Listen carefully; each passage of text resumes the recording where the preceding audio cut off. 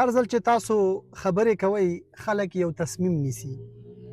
آیا دا داسې څوک دي چې تاسې پرې باور کولی شئ؟ که داسې څوک دي چې باید ورته غوږ ونه نیسو؟ مشري د اړیکو او خبرو پر بنسټ ژوندی پاتې کیږي یا له منځه ځي. که تاسو د مشر په څیر خبرې ونه شئ کولی نو خلک به هیڅکله پر تاسو د مشر په توګه باور ونه کړي. نو زه به تاسو ته هغه 15 عادتونه وښیم چې په پټه ستاسو د مشرتابه ځواک کمزوری کوي او دا هم چې پر ځای څه باید وکړئ. اول زیاته تشریح ورکول بند کړئ. کیدای شي په خونه کې ستاسې تر ټولو غوره نظریات ستاسو وي، خو که تاسو یې په واضح ډول بیان نه شئ کړی نو تل به د هغه چا پیروي کوئ چې هغوی یې کولی شي. باور د هغو کوچنیو کمزوریو عادتونو له امله ورو ورو له منځه ځي. تاسو اړتیا نه لرئ چې نور څه زیات کړئ تر څو جدي ونیول شئ، بلکې یوازې هغه عادتونه ختم کړئ چې تاسو کمزوري ښکاره کوي.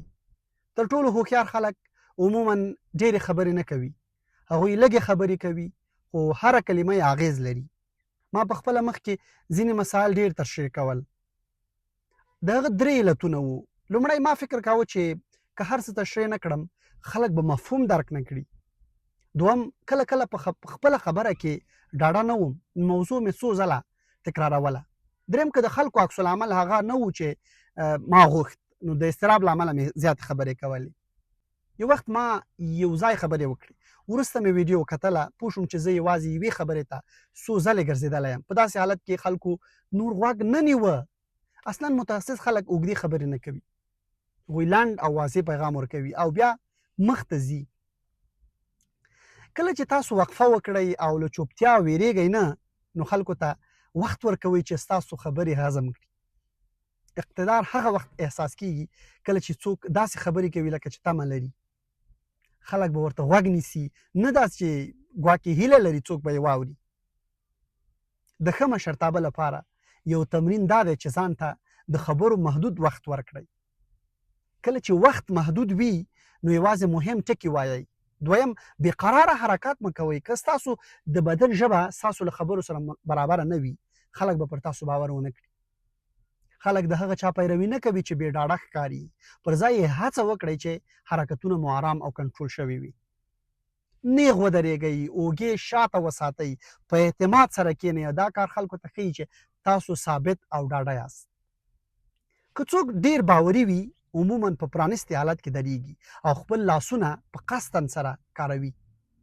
خو بې باوره کسان اکثره سر ټیټوي، لاسونه سربوختوي، ویښتان لمسوي یا بدن تاووي. دا ډول حرکات د خلکو توجه له خبرو اړوي. دریم، د اجازې غوښتل بند کړئ. مشري درته څوک نه درکوي، تاسو یې د خپل چلند له لارې ترلاسه کوئ. که تاسو په یو حالت کې مسؤلیت وانخلئ بل څوک به یې واخلي، حتی که هغه تر تاسو کم وړتیا ولري. رهبران د یقین فضا رامنځته کوي. کله چې تاسو پریکړه کوئ او مسؤلیت اخلئ خلک پر تاسو باور کوي.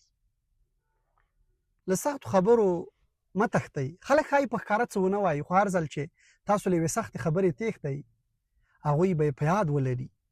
له حقیقت څخه تېښته د احترام له منځه وړلو سبب کیږي. ښه رهبران هغه څوک دي چې هغه خبرې کوي چې نور یې نشي کولی. رښتینولي باور رامنځته کوي خو د حقیقت نرمول یا پټول ګډوډي پیدا کوي. 5، بې ثباته مه اوسئ.